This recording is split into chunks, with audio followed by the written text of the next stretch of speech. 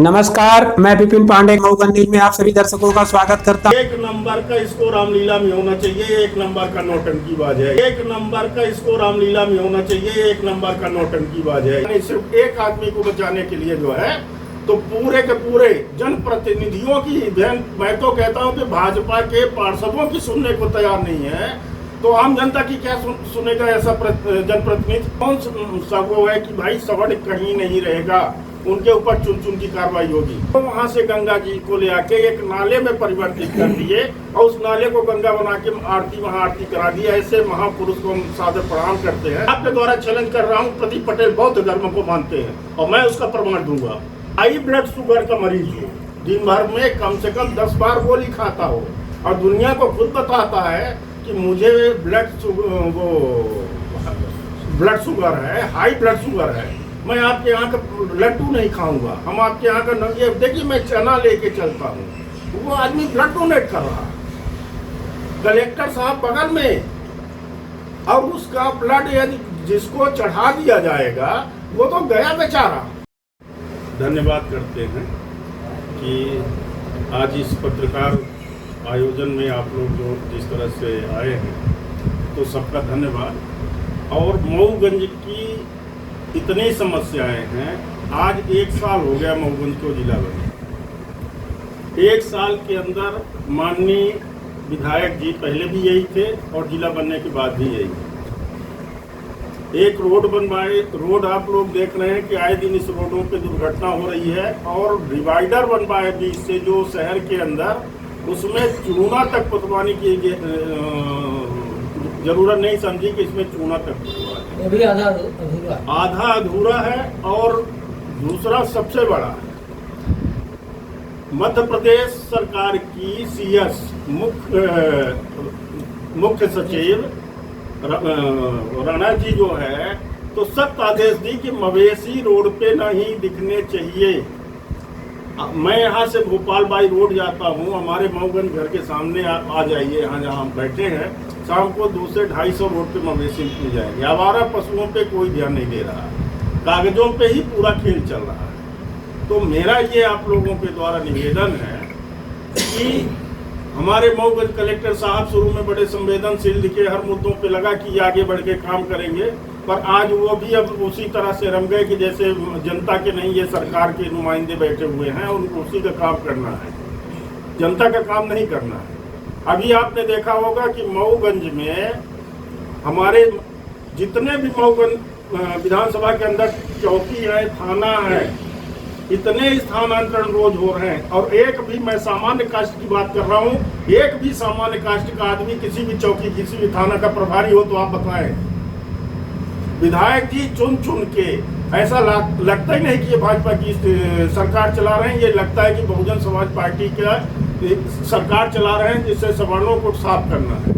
अब हम मऊगंज की जनता को धन्यवाद देते हैं कि कब आँख खुलेगी आपकी, कब आप जागोगे कि कम से कम ये देखो कि प्रदीप पटेल के द्वारा मऊगंज में जो काम किया जा रहा है तो वो कैसे गैर जिम्मेदाराना और एक पक्षी काम किया जा रहा है। गरीबों की जमीन हड़प के उसमें रोड बनवा देना और उसको हथिया लेना, इन्हीं के द्वारा माने मऊगंज के जितने अधिकारी हैं वो सब शामिल हो जाएंगे। आज मऊगंज में एक भूमाफिया राज चल रहा है, जो इसका संचालन प्रदीप पटेल विधायक जी के पूरे परिवार के सदस्य लगे हुए हैं। कोई नाती बना घूम रहा तो कोई भतीजा बना घूम रहा, तो इस तरह से नहीं होगा। मैं आगाह कर रहा हूँ आप लोगों के द्वारा कि हमारे पास यदि किसी गरीब की जमीन का इस तरह से मुद्दा आया तो ये उसके लिए हमसे जो कानूनी कार्रवाई होगी वो हम करेंगे, जैसा हो सकेगा हम करने को तैयार हैं। तो आप क्या करेंगे? सबको दिख रहा है कि मऊगंज में जाति विशेष का किस तरह से इन्होंने एक प्रभुत्व बना दिया है। अभी नगर परिषद पूरा है 13 पार्षद कलेक्टर साहब के यहाँ शुक्रवार के दिन भर बैठे रहे, कलेक्टर साहब गायब रहे। शनिवार, रविवार, सोमवार 3 दिन छुट्टी हो गई। मंगलवार को कलेक्टर साहब के यहाँ 13 पार्षद फिर से जाते हैं। कलेक्टर साहब बोले मेडिकल का आधार बनाए कि हम छुट्टी पे हैं, और जब तक वो वहाँ रहे तो उनकी कोई सुनने को तैयार नहीं। सिर्फ एक आदमी को बचाने के लिए जो है तो पूरे के पूरे जनप्रतिनिधियों की, मैं तो कहता हूं कि भाजपा के पार्षदों की सुनने को तैयार नहीं है, तो आम जनता की क्या सुनेगा ऐसा जनप्रतिनिधि? एक आदमी को बचाने के लिए जिसका चाल और चरित्र पूरा मऊगंज जानता है, और उसके द्वारा जो इस तरह का काम किया जा रहा, नगर परिषद का आप लोग आरटीआई के द्वारा निकलवा के देखिए कि विगत 2 वर्षों में कितना काम हुआ, कितना पैसा निकाला गया, वो पैसा कहाँ गया, उसका हिसाब तो देना। नगर परिषद अध्यक्ष के द्वारा जो पैसा और जो काम किया गया वो बताएं कि हमने कौन सी रोड बनवा दी, कहाँ से नाली बनवा दी, कहाँ की पैसा निकाले जा रहे हैं। अब वहाँ भी तो दिक्कत है। सीएमओ, नगर पंचायत सीएमओ देख लीजिए, अध्यक्ष देख लीजिए, जेई देख लीजिए, जो भी देखोगे आप, तो ये कौन सा वो है कि भाई सवर्ण कहीं नहीं रहेगा, उनके ऊपर चुन की कार्रवाई होगी। 1 वर्ष पूर्व ही नगर परिषद का अतिक्रमण हटाया गया था, फिर से उसको हटाने की तैयारी चल रही है, इसको लेकर क्या प्रतिक्रिया देंगे आप? देखिए, नगर 1 वर्ष पहले जो अतिक्रमण हटा था, तब भी हमने कहा था कि व्यापारियों को टाइम दिया जाए, उनकी सहमत से हटाया जाए, विकास होना चाहिए, रोड बनना चाहिए, नाली बनना चाहिए, अच्छी बात है, पर पहले उनको समय देके उनको व्यवस्थित होने का जो है, तो कम से कम इतना समय दे दो कि वो अपना सामान हटे आ सके, व्यवस्थित हो सके। पर विकास उस समय भी आधा अधूरा रह गया। इधर देखिए ना, कौन सी मिट्टी डलवा दिए हैं रोड किनारे कि थोड़ी सी बारिश हो जाए तो फिसल के लोग गिर रहे हैं। नाली भी इसी तरह से 100 ने बनाया यह डिवाइडर है और उसने काम किया, पेपर जो ब्लॉक लगाया है तो वो उतने में लगा दिया अधिकारियों के घर के सामने। कहे हम लोग टैक्स नहीं देते हैं, नगर पंचायत का हम लोग टैक्स देते हैं, तो वो कहाँ गया? अभी नगर पर खटखरी ग्राम पंचायत के देवरा गांव में विधायक जी धरने पर बैठे थे और एक गंगा आरती भी किए थे, उसके लेकर क्या प्रतिक्रिया देंगे आप इधर से? सबसे देखिए, हम खुद गंगा आरती देखे हैं, ये हम लोगों की आस्था का विषय है। ये हिंदू समाज के नहीं, सब समाज के आस्था का विषय है। बनारस की गंगा आरती आप देखिए शाम को, तो हजारों लाखों की भीड़ उमड़ती है, और वो वहाँ से गंगा जी को ले आके एक नाले में परिवर्तित कर दिए और उस नाले को गंगा बना के वहाँ आरती करा दी। ऐसे महापुरुष को हम सादर प्रणाम करते हैं कि हे मऊगंज की जनता, आप ऐसे लोगों के अनुमान पे ऐसे इकट्ठा हो रहे हो, और एक धर्म के नाम पे कब तक आप लोगों को पटेल भगीरथ बन रहे हैं, तो आपको क्या दिक्कत है? प्रदीप पटेल, अच्छा प्रदीप पटेल से हमारा साथ में बैठा के आप डिबेट करा दिए। प्रदीप पटेल बताते हैं कि मैं हिंदू धर्म को मानता हूँ। मैं आपके द्वारा चैलेंज कर रहा हूँ, प्रदीप पटेल बौद्ध धर्म को मानते हैं और मैं उसका प्रमाण दूंगा। प्रदीप पटेल को बैठाइए मेरे सामने, हम चैलेंज करते हैं कि प्रदीप पटेल हिंदू धर्म को मानते हैं कि बौद्ध धर्म को मानते हैं। अभी विगत साल भर पहले जो है, जो उन्हीं के घर में कुछ ऐसी घटनाएं घटी हैं, तो उससे आपको नहीं पता कि ये कौन से धर्म को मानते हैं। वो तो दिखाने के लिए, राजनीति में दिखाने के लिए भाजपा ने हिंदू धर्म को जिस तरह से लेके प्रपंच रचा है, तो वो सब दिखावा है। हम लोग भी पूजा पाठ करते हैं, इसके पहले प्रदीप का आचरण कोई बताने का है, मऊगंज की जनता नहीं जानती। इसमें मुख्यमंत्री जो सामने चौकी प्रभारी को, तो उसका कसूर यह था कि वो ब्राह्मण था। वो चौकी प्रभारी जो है, तो उसका कसूर सिर्फ था कि सामान्य वर्ग से था। खटखरी वाले मैटर में, और खटखरी में पहले खटखरी में फिट करना चाहिए। और जिसको रीवा एसपी जब हमारा मऊगंज जिला नहीं बना था, रगे हाथ रुपए पकड़ लेते ट्रेप किया गया, उस आदमी को वहां से सस्पेंड किया गया, और उसी के लिए प्रदीप पटेल अपनी पूरी ताकत झोंकी है। पहले खटखरी से पिपराही से अब जहाँ करा दिए हों, अभाटा करा दिए। तो ये तो है अंधा पोवे। पहले हमारा बीरेन जैन जैसा एसपी मऊगंज में ना आया है ना आएगा।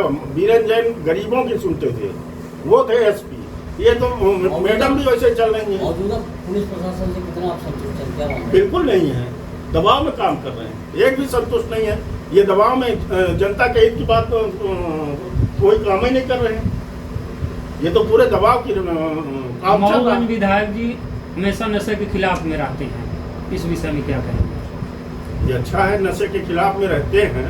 तो मैं एक बार मऊगंज में आप ही लोगों के द्वारा आयोजित कई जिला नहीं बना था, पत्रकार वार्ता करने के लिए गया तो मऊगंज का एक कमरा कोने का जो नया बना है उसमें रिकॉर्ड निकालवाइए तो इनके नाम परमानेंट बुक रहता था और सारे दारूखोर जो है इनके समाज के और जो हैं इनसे लगे वहाँ बैठ के दारू मुर्गा करते थे। तो पहले उनको संभाल लें फिर दुनिया को संभालेंगे। ये सरकारी आवास है। सब सरकारी हो रेस्ट हाउस में अच्छा, ये पीछे बैठ के पत्रकार वार्ता किए थे, समझ गए ना।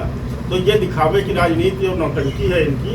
ये पहले अपने आप को सुधारे, इसके अच्छा, बाद अभी उन्होंने आपने देखा होगा, ऐसा नहीं है समाज के हित में भी कहीं कहीं दिख रहा है, अभी उन्होंने रक्तदान किया एक सिविल। मुझे बहुत अच्छा प्रश्न आपने किया। मुझे शर्म आती है कि एक जनप्रतिनिधि जो हाई ब्लड शुगर का मरीज हो, दिन भर में कम से कम 10 बार गोली खाता हो और दुनिया को खुद बताता है कि मुझे ब्लड शुगर है, हाई ब्लड शुगर है, मैं आपके यहाँ का लड्डू नहीं खाऊंगा, हम आपके यहाँ का ये देखिए मैं चना लेके चलता हूँ, वो आदमी ब्लड डोनेट कर रहा है, कलेक्टर साहब बगल में, और उसका ब्लड यदि जिसको चढ़ा दिया जाएगा वो तो गया बेचारा।